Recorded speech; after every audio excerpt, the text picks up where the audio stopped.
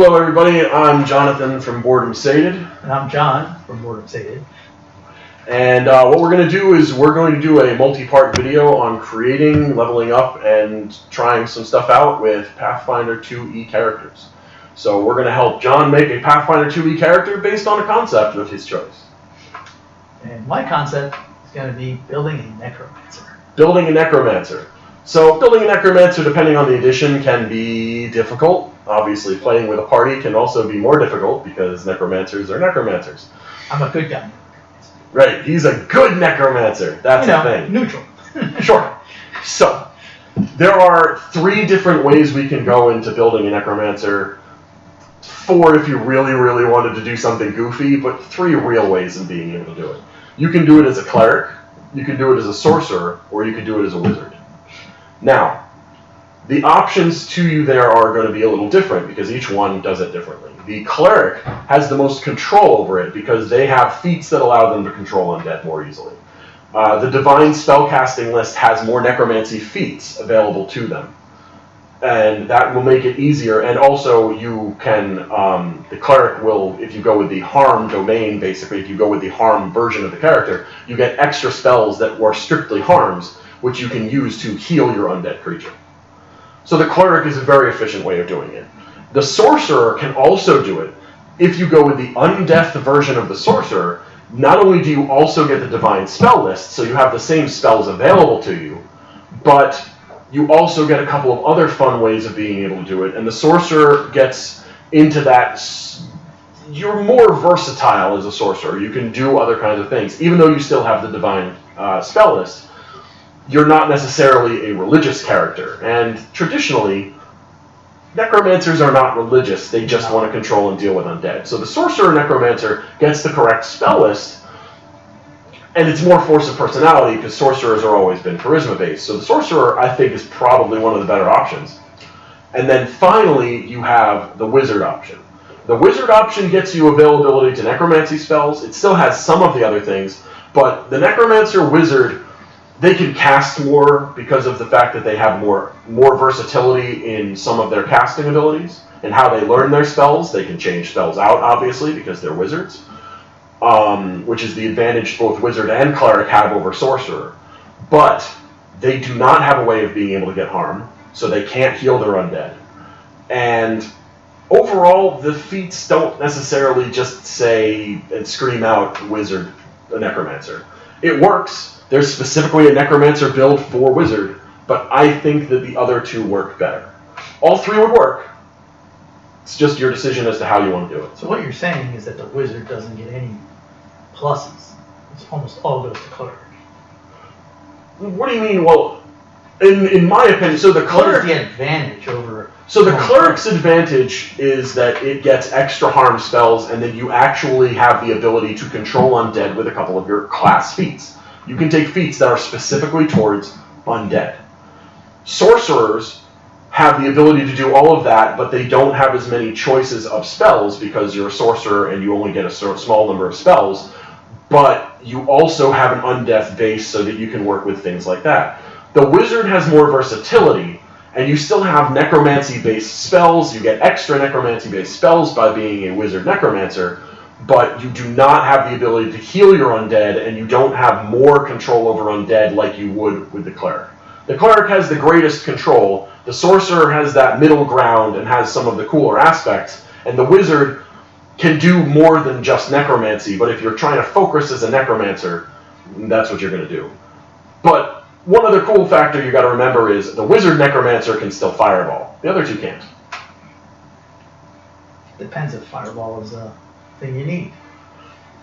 That's up to you. I mean, often when you're thinking about it, you still want to have that AoE spell, and fireball is a solid mid-level or low-level AoE spell. Whereas necromancy AoEs don't come early. So, what would you prefer? I like all 3 of them. Personally, I think if I was going to do this, I would actually make a sorcerer. You'd make a sorcerer? Yes, I think I would make a sorcerer. And what would be the advantage of a sorcerer over these? What would give you the flavor, I guess you should say? What would be the sorcerer basically chooses gets a signature spells. The signature spells make it so that you just memorize one spell at each spell level, and that one can automatically be heightened. So harm, it's automatically heightened. You can use it for any of your spell slots. It's not a memorization base. So even though you have fewer spells, you can cast any one spell more often, which I always like because it makes it so that in combat you actually have more options. For the day, you have fewer, but you focus on what you're good at, and you're very good at that. And that's 1. 2, you still have all that divine stuff. And 3, in my opinion, a necromancer's base should be force of personality. The sorcerer's main stat is charisma. Force of personality. For role-playing purposes. So for role-playing purposes, I would pick the sorcerer, and for my play style, I would play the sorcerer. All 3 would work fine. You just got to do what you feel is best. Now, this character's whole endgame is to become a lich or a lich-like being. Yep. All 3 of them could do it. Saying a cleric can actually become a lich, which is not really. There is a specific god whose entire goal, if you go with that god, is to become a lich. Interesting. So you can be your goal would be to become a lich. All 3 of them can do it. It'd be role playing to get there, but all 3 of them can become a lich. All 3 of them can raise dead. All 3 of them can control undead. The wizard can't heal your undead, making it so that you can actually keep it for a while. And making undead costs the money. Costs the money, and you don't get any pluses on more additional undead or anything like that. Yeah. So the wizard has the ability, but I feel like the other 2 are just better at it. Now, the cleric is obtaining his powers from the divine. So how does that There's work? evil divine. But if the divine wants to cut you off, you'd be out of luck. Well, so that's the reason why there's things called anathema in this edition. If you go against your god's wishes, if you go with the anathema of your god, then your powers get cut off. So don't do that. As an example, the undeath god for this edition's anathema is like destroying undead. Unless you have a reason. If they're attacking you, you're allowed to. It specifically says that. Don't make it so people can't create undead. Things like that. I can go to the exact listing if you're interested in that. If you pick the cleric, we probably will. Cleric sounds interesting, certainly. All 3 of them will be an interesting character to build. It's just up to you as to what you want to do. Let's go ahead and do the cleric. All right, we're going to go ahead and make the cleric. So, the first thing you got to know about a cleric is your base stat line is wisdom. To start with a cleric, you're looking at page 117 for the cleric. However, before we start with that, we need to select what race you're going to be. Now, one disadvantage of playing both the cleric and the wizard, or both the cleric and the sorcerer, is that you do not get level 1 feats. Because you get a choice that makes it so that you might get a free level 1 class feat. If you want to be able to take an extra for level 1 class feat, you can, by making yourself a human or human-like creature. Now, obviously, human necromancers make sense because short lifespan, wants to live forever, all of that jazz. But you might want to go a different way. You might want to be a halfling necromancer because no one would ever expect that because that's completely goofy. You might want to go with a goblin necromancer just because this is the first edition, really one of the first games, where goblin is a player character class in the core rulebook. Or you might want to just go with what works and stay human, or be an elf necromancer, even though that makes very little sense. A dwarf necromancer makes even less sense. So, you choose what you want to choose. Going human does give you the most versatility, though. I guess we go with, probably with human. Alright, so we're going to start with going human, which means we need to take a look at some of the human abilities. So human is on page 54 and 55. The main thing that we want to do first is do our stat build, and then we'll go back and do feats and things like that. So our stat build for being a human gets you 2 free stat boosts for being a human. A stat boost allows you to raise your stat by 2 unless it's above an 18, which we'll talk about in the next video. Right now, because you can't get a stat above an 18, it doesn't matter. So anytime you raise a stat right now, it raises it by 2. And your starting stats are 10s. So right now you start as all stats are 10s, and you raise any 2 stats you want to a 12. So what stats are important for a Necromancer? Wisdom. Well, I'd say, Wisdom. As a cleric, Wisdom is the obvious option. Right. Now, the other one that you actually you need to be a Necromancer and actually need to be a cleric in general is Charisma. Because the way that your extra heals and harms work per day is it's based on your Charisma modifier plus 1. So you need to have Wisdom and Charisma. You can wear medium armor, so you don't care that much about dexterity. You're not going to be attacking, so you don't care that much about strength. Con is still good because hit points are hit points, and intelligence is still skill points, so intelligence is still useful. But for right now, I think the 2 most important stats are Wisdom and Charisma. Right, so we'll make those the 12. So those both go up to 12, and that just gets us through our first bit. The next thing we have to do is pick up background. As we've talked about a couple of times, the backgrounds that make the most sense are going to either be the Acolyte or the Scholar. The Acolyte is basically saying you're a cleric, you went into you were taught by the clergy. Makes sense for a cleric. It also gets you learning. It makes it so you would understand the concept of why you would want to do something like this. A scholar is a scholar. You learned. Now, the one problem, of course, is Scholar doesn't make as much sense with a charisma-based character, but it makes perfect sense for a wisdom character, and the way the backgrounds work, you can take a second stat as whatever you want anyway, so it doesn't matter. So what do you want to do? Those are my 2 suggestions, but you can obviously choose anything you want. You could be a hermit or a gambler. I mean, gambler doesn't make much sense, but you can do it. I think the Acolyte makes sense in this case. All right, then let's go with Acolyte. So this is what you get for being an Acolyte. First, you get 2 ability boosts. One must be intelligence or wisdom, and the other can be whatever you want. So obviously wisdom. So yeah, wisdom, because your main goal is you want to max out your wisdom as quickly as possible, because it's based on everything your character does. No, that's a plus 1. Now remember, it's plus 2s until you get to 18. Ah, okay. Plus 2s. So that's your choice of intelligence or wisdom, and then you can choose any stat you want for your other boost. I'm guessing I'm going to have to take charisma. You can keep going with charisma, but again, you can also go con, or intelligence, or anything else you want. Keep it charisma. Keep it charisma. All right.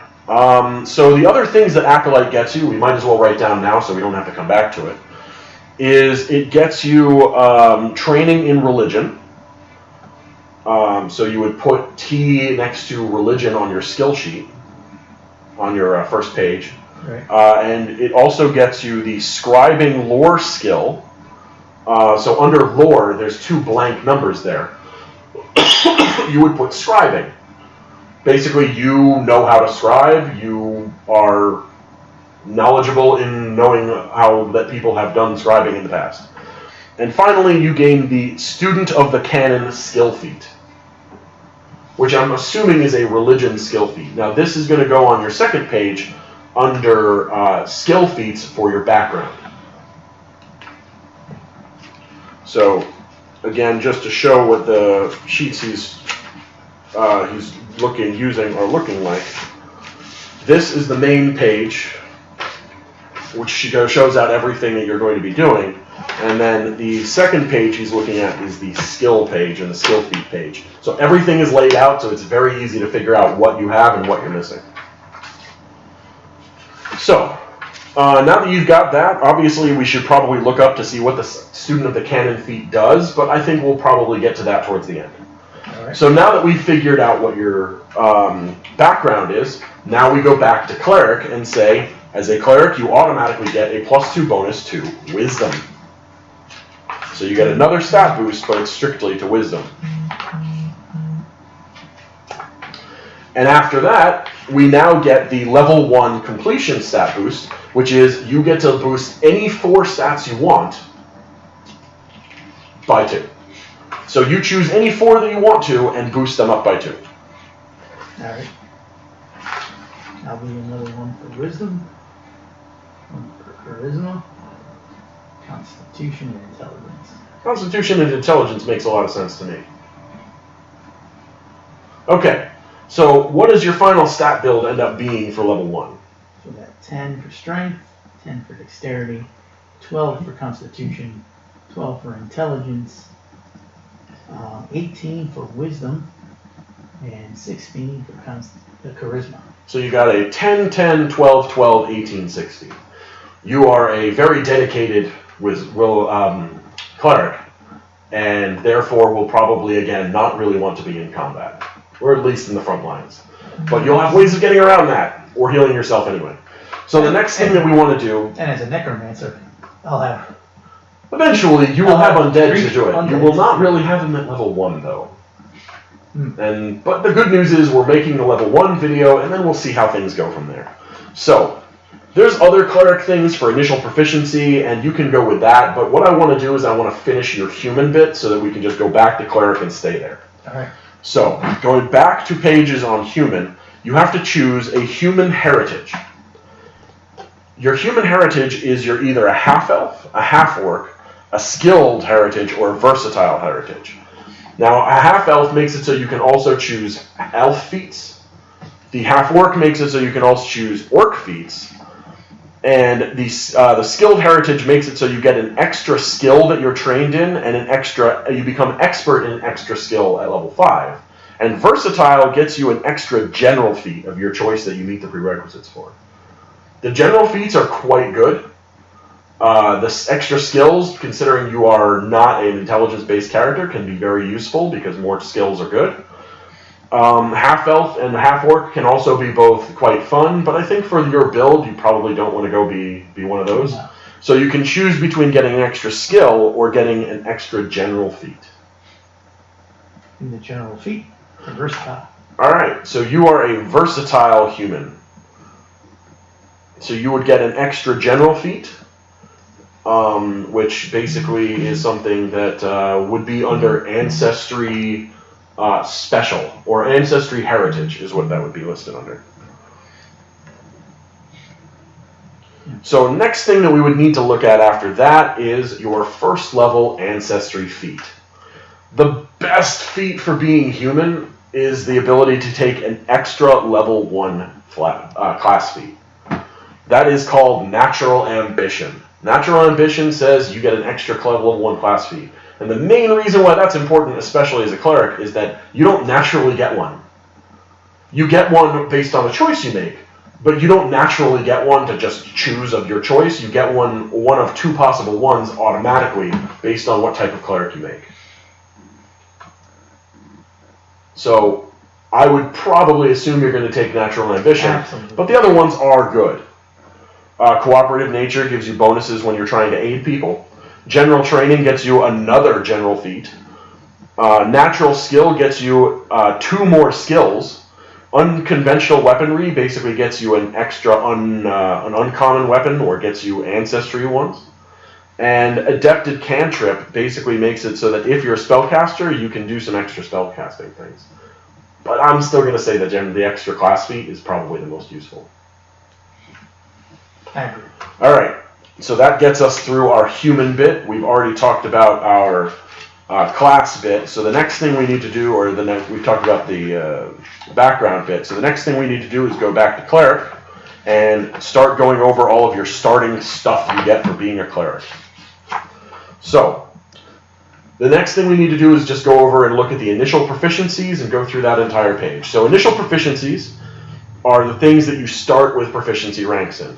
So you start as being trained in perception. Perception's on the right side there next to your saving throws. Yeah. So perception is different in Pathfinder 2 than it is in almost every other edition. Perception is not a skill. Perception is something everyone gets, because in this edition, perception is your base for how you roll initiative. Which means initiative in this edition is not based on dexterity, it's based on wisdom. Which means you're going to have a very high initiative, because you are a wisdom-based character. I'll be going first. Close enough, though. So, next you've got your saving throws. You start as trained in fortitude, trained in reflex, and an expert in will. And what does expert mean? An expert is a difference in proficiencies. So when you look at your proficiency bonuses, if you're trained in something, you get to add your level plus 2. If you're an expert, you get to add your level plus 4. So being an expert is obviously better. The other thing is that certain skill feats are required for you to have trained, expert, master, or even legendary in a specific skill before you can take them. But in general, expert in will just means you're better at will saves. And since you're also a wisdom-based character, it means you're very good at will saves. So based on what we just said, what is your total for each of your saves? So this would be plus 5 total because that's first level. And that's on top of what is the base amount? So the base amount is for a will save is your wisdom score, is your wisdom modifier. Modifier. And what is the wisdom modifier for 18? Oh, so just like in previous editions, like in 5th edition and things like that, a 10 and 11 has no bonus, a 12 and 13 has a plus 1, a 14 and a 15 plus 2, a 16 and a 17 plus 3, and an 18 and 19 are plus 4. And it keeps going like that for on and on and on. So since you have an 18, it would be 9. So a plus 4 bonus, which would mean that your total will modifier would be a 9. Which is very high at level 1. It's actually as high as it can possibly get. How about your reflex? Reflex would be the dexterity of 10, which is probably just a plus 2. Plus 3. Plus 3, right. Because remember, it's your character level, which is 1, plus your trained, so plus 2. And finally, your fortitude. Which is a constitution, so I have a 12. So I believe that's a plus 1, so it's going to be a total of plus 4. Yeah. And then you can also total up your perception. Which is also wisdom based, so that would give me a plus. Trying to figure out that. Plus 4. So remember, you're plus trained. 2, plus 3, that's plus 7. Right. So if training gives you plus 2, his level is 1, so that makes it 3, and then 4 for his wisdom modifier. Correct. So that gets you through that. Now, you are trained in religion, but you're already trained in religion. In general, when you are trained in religion and then you get trained in religion again, what you do is you just get another skill to be trained in instead of your choice. So just add another skill. Now, you're also trained in a skill determined by your choice of deity, which we will go over in a little while. Mm-hmm. And you also get a number of skills equal to 2 plus your intelligence modifier. So that's going to get you 3 more. So right now, you're going to have 4 skills, plus the ones you already have, plus 1 based on the deity that you choose. Correct. Which, based on the necromancy choice, there is only 1 deity correctly to choose, and we will go over that in a few minutes. Okay. Next, you've got your attacks. You are trained in simple weapons. You are trained in the favored weapon of your deity.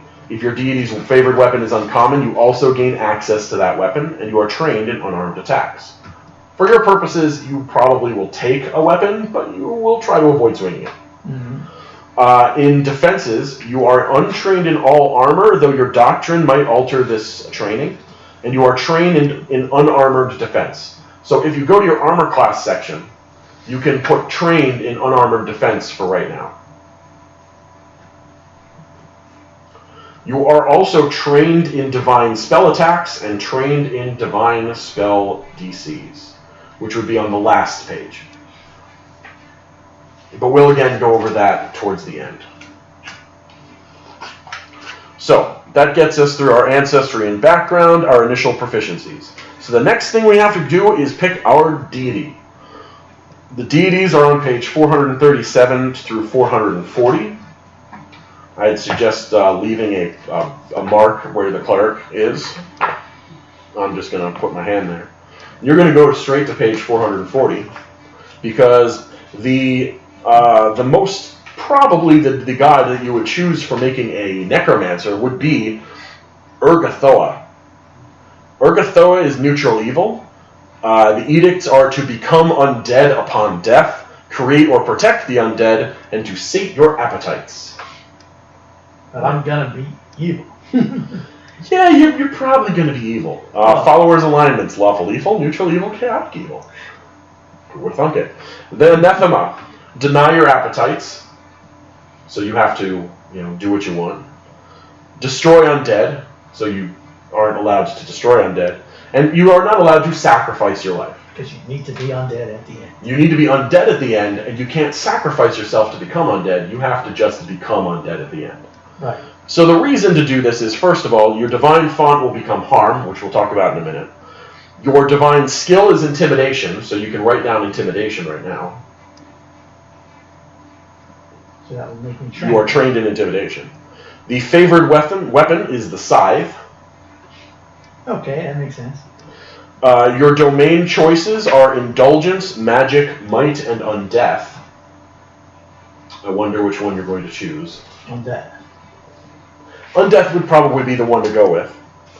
And your clerical spells that you will basically automatically get are going to be Goblin Pox at level 1.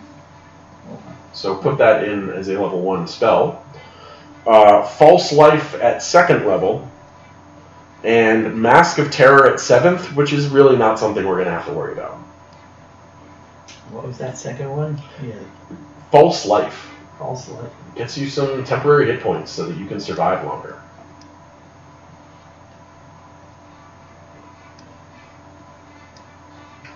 So, that gets you those. And then the next thing we would say is we have to then pick from our deity. We probably want to go ahead and pick our domain, but actually domain is something we get to a little bit later because that's a clerical feat and that's something you might not choose. So we'll get to that in a few minutes. First things first is you choose the deity, and that does what you've just done with that. So the anathema we've already discussed, so you don't have to worry about it. The next thing that you look at is divine spellcasting. Now, is there a place to put the deity in here?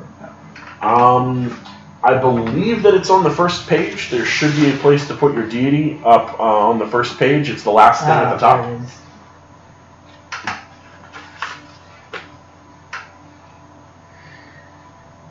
is. So your deity is Urgathoa. And I will have to be neutral or evil. You don't have to be neutral evil. You can be lawful evil, chaotic evil, or neutral evil. You'll probably be neutral evil. Hoping for true neutral, but now I'm back. I'm sorry, man, but if you want to make an undead a character that's whole goal is to become a lich, you're not the good guy. It could be an atheist. There's another one there for becoming undead as well. It's on the other page. Doesn't matter. We're not going to get to that. So divine spellcasting. Divine spellcasting works very similarly to the way that it does in previous editions. So when for the first thing you know is how many spells you have memorized is based on your spell list. So at level 1 on the spell list, it tells us that you have 5 cantrips and 2 first level spells. However, your divine font will increase that, which we'll talk about in a minute. And you may get an additional one based on, I believe you get an additional one because of the fact that you will probably be take a domain bonus. But for right now, you would get 5 cantrips and 2 first level spells at level 1. Okay. Now, the good news about being a cleric is you don't have to pick which ones you know, because you know all common spells from the book. The uncommon spells, and there are uncommon spells in this edition, you have to gain from some sort of role-playing thing, or if you get a power that gives them to you, those are the only ways you can take it. Otherwise, you can choose from all the common spells, and that's like 90% of them anyway. So at level 1, you would choose 2 first level spells to have memorized, and you would have 5 cantrips. As you increase in level, the number of spells you can prepare increases, and you'll see that as we go on. And some of these spells will require you to attempt a spell attack roll, which is what we've talked about earlier, but we'll go over what numbers you need for that a little while. The next thing is heightening spells. Anybody who's played 5th edition, as you have, knows that heightening spells is basically you just cast a spell at a higher level. Well, as a cleric, because of the way things work, you have to choose the higher level spell to be memorized in that slot. In advance. So if in advance. So you have to say that you want a 2nd level harm spell instead of a 1st level harm spell if you want to do that. But you'll notice with the divine font that that won't be necessary. But if you want to keep yourself alive, you might want to memorize higher levels of heal. But the way heightening works is you have to memorize the higher level of the spell as a higher level spell because it is based specifically on your spell slots. This is why I said sorcerers are more versatile, because heightening spells works a little differently. You have to memorize them in one way, but if you do it another way, then you can basically heighten a little bit easier. Cantrips are spells that level up with you, as again they do in 5th edition, and you can cast them as often as you want because they are cantrips. So, the next thing we have to say is the Divine Font. As we've already talked about, your Divine Font, for being an evil character, is Harm. What this does for you is it gives you an additional spell slot each day equal from your highest level cleric slots, so right now level 1 spells, that you can only use Harm for. But the reason why we were so specific about making it so that you were cleric, or that you were your charisma was high, is because the number of these slots you gain is 1 plus your charisma modifier. So you have 4 spells per day right now that you can use strictly to cast Harm. And as people know, or most people probably know, Harm can also be used to heal undead, which is most likely what he would be doing with it, once he has some undead to heal. At level 1, Harm is going to be used to say, don't come near me or I will hurt you. Or harm you. Hurt. Yeah. I am not neutral evil, so. Okay. The next thing you have to choose is your doctrine. Your doctrine is basically what kind of cleric are you? There's 2 main types of clerics. Cloistered clerics and war priests. War priests basically say, I'm going to walk into combat and beat people up. Cloistered clerics are, I'm going to stay back here and cast at people. Obviously, cloistered makes sense because my minions will be doing the harming. Exactly. So, what that does for you at level 1, which is the most important part, is give you the Domain Initiate Cleric feat. So put that under your feats. Domain Initiate. This is going to be in your class feats, and this is going to be your feature. So what this does for you is gives you Domain Initiate. What Domain Initiate does is say that you gain the initial domain spell for your domain, which means that now we're going to have to go back and pick your domain on death. Unless, of course, you want to go with a different domain, on death. It's on death. That's the point. We're going with undeath. So, at higher level, it will give you another additional abilities, but for right now, what it does is say you gain the Domain Initiate Cleric feat, which means that you have that. So, well, the bad part about this is it means that your armor class is going to suck. I'm in the back. But you're in the back, which is a good thing. As long as you have people who will actually work with you, but that's what the undead are for, eventually. So, the Domain Initiate feat gives you a focus point that you can use. This is going to go under your focus spells, which again are all listed on your spell list. And your focus spell is going to be based on your domain. As we've already just said, your domain is going to be the Undeath domain. And the Undeath domain gets you your base domain spell as Touch of Undeath. Because you know that makes sense. Mm-hmm. So the way Touch of Undeath works is we're going to go to that spell real quick. So the Touch of Undeath spell, which is in our focus spells, which is at the end of the spellcasting list.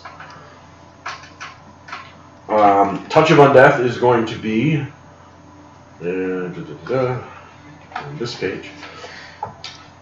You may you may make this as an attack. It is a single action. The attack of the target's life force with Undeath, dealing 1d6 negative damage. The target must attempt a Fortitude save. If they critically succeed, they take no damage. If they succeed, they take half damage. If they fail, they take full damage. And they can only be healed for half for the next round. And if they critically fail, they take double damage. And positive effects from heal only heal half as much for the next full minute. So the next thing you might want to ask yourself is, critically what? Yeah. What critically fail and critically succeed? Well, did it say critically fail? Yeah, critically fail and critically succeed is definitely a thing in here. So, rolling a 1. Rolling a 1 will probably critically fail, and rolling a 20 will probably critically succeed, but that's not how this edition works. In this edition, if you roll 10 above the target or higher, then you critically succeed. If you roll 10 below the target or lower, then you critically fail. If you roll a natural 20, you automatically increase the success by 1 value. So if you even wouldn't normally critically succeed, then you would become a critical success. And a natural 1 lowers it by 1 category. So if you can't critically fail, then you only fail on a natural 1. But some DCs might be high enough so that a 2 or 3 or a 4 might critically fail if you needed like a 14 or a 15 to successfully make the save. Interesting. It's a really fun aspect to it, but that does make it so fighting against much higher or much lower level creatures has its disadvantages in combat towards entertainment value. So, the Touch of Undeath's focus spell does 1d6 damage, but because it's a focus spell, as you level, it levels with you. So it would automatically be a 2 spell at level when you become level 3 and can cast second level spells. It will automatically become a level 3 spell at level 5, and so on and so forth. But for right now, that's what that gives you. So, now that we've chosen that, the last things we need to do for level 1 is we have to go over your remaining skills, which you can choose at your leisure, because you basically have 4 more skills to choose from. And the most important thing, because you are human, you chose getting an extra general feat, and you chose getting an extra class feat. So first, let's deal with that extra general feat. Or let's deal with that extra class feat first, because we're already there. So that extra class feat is going to be one of the first level class feats for a cleric. And there are a couple of really good ones. So, your options are Deadly Simplicity. This makes it so that if you use your deity's favored weapon, you make the deity's favored weapon 1 die category size larger. For your build, this is probably not what you want to do. Harming Hands. The power of your negative energy grows. When you cast Harm, instead of rolling d8s, you roll d10s. That's interesting. Probably the way you're going to go. Healing Hands. Your positive energy is even more vibrant and restorative. When you cast Heal, you roll d10s instead of d8s. Holy Castigation, you have to be good in alignment. And Reach Spell. Just like in previous ones, Reach is a metamagic feat that basically makes it so you can spend an extra action to increase the range of any spell you have by 30 feet. This can be very useful because Harm is a Rage Touch. So you would say, I don't want to be in Rage Touch. I want to be in Rage 30 and cast it.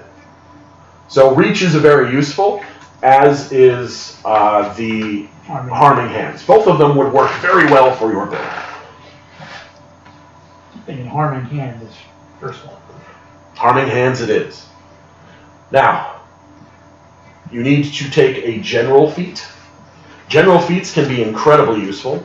The way that general feats work is we're going to go to the feats page. The first feats page is going to be on page 255.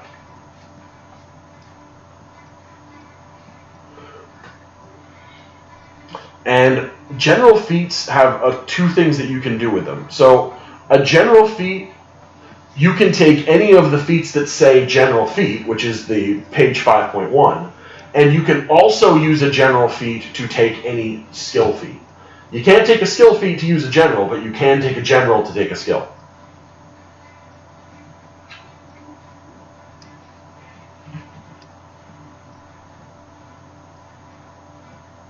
Now they have to have the general trait listed in order to be able to do it.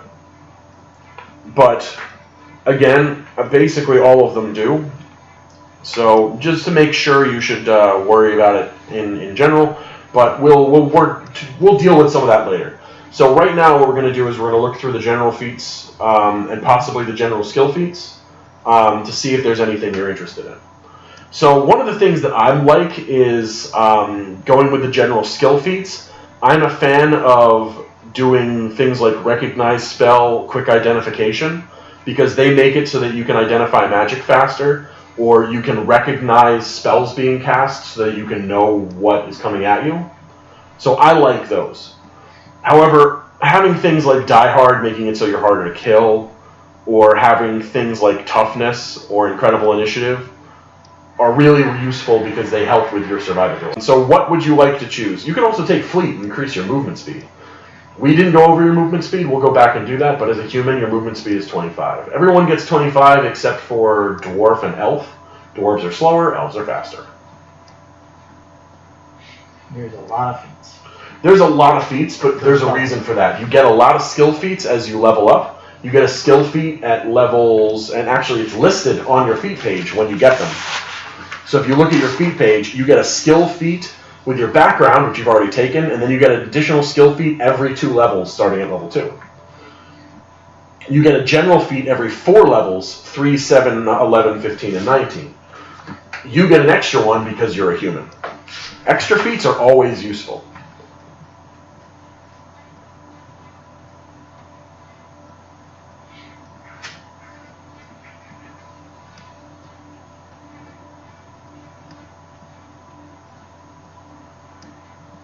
So you can take, with a general feat, basically any feat you want.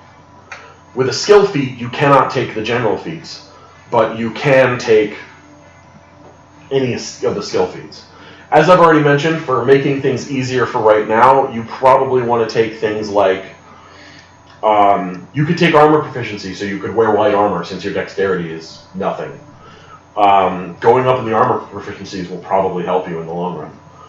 You could go ahead and take movement speed for Fleet. You can take Incredible Initiative to go even faster. You could take Ride in case you feel like riding a mountain eventually. You could take Toughness to increase your hit points.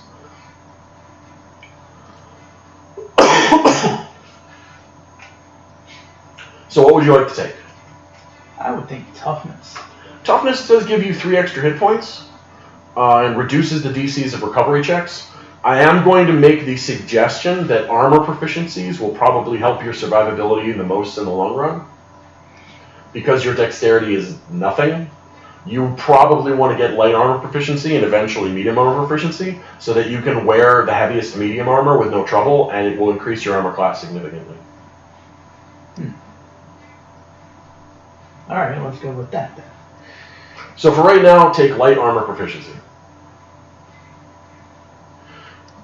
Alright, so now what you would have left to do would be to pick your pick your spells, which we're not going to bother with doing on this video. And the last thing, which I kind of forgot to do, was tell you how many hit points you have.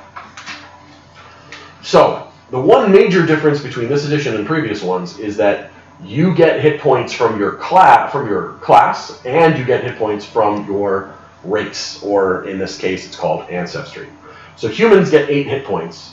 Clerics get 8 hit points. So what you get is 8 hit points plus 8 hit points plus your Constitution modifier. Which is +1. So you start with 17 hit points. The other major difference is when you level up, you don't roll for hit points. You automatically get max every level.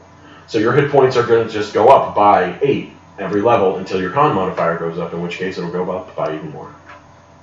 So, other than spells, which he will select on his own, and we will talk about that again, like briefly in the next video, and picking the last 4 skills that he needs to pick to have those trainings, that is his entire character being built at level 1. If you've got any questions, issues, or problems, please let us know. Please comment in the comment section, like and subscribe, and that's basically it. Got anything else? No, thank you everybody.